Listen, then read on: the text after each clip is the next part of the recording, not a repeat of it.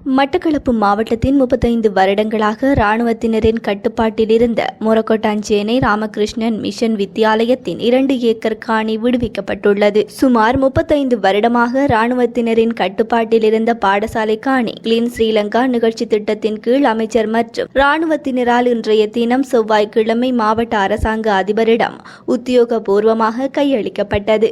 2 acre கொண்ட பாடசாலை காணி பாடசாலையை அண்மித்த தனியார் காணிகளை சேர்த்து 1990ஆம் ஆண்டு இந்திய ராணுவத்தினரால் முகாமிட்டிருந்தன. பின் இந்திய ராணுவம் வெளியேறியதை அடுத்து இலங்கை ராணுவத்தின் பாவனையில் இருந்து வந்தது. கடந்த 2 வருடங்களுக்கு முன் ராணுவ முகாமுக்குள் இருந்த தனியார் காணிகள் பாதைகள் என்பன ராணுவத்தினரால் ஒப்படைக்கப்பட்டு தொடர்ந்தும் பாடசாலை காணியை மட்டும் ராணுவம் தனது பயன்பாட்டில் வைத்திருந்தது. தேசிய மக்கள் சக்தி நாட்டை பொறுப்பேற்றதிலிருந்து வடக்கு கிழக்கில் ராணுவ பயன்பாட்டில் இருந்து விடுவிக்கப்பட்டு வருகின்றது.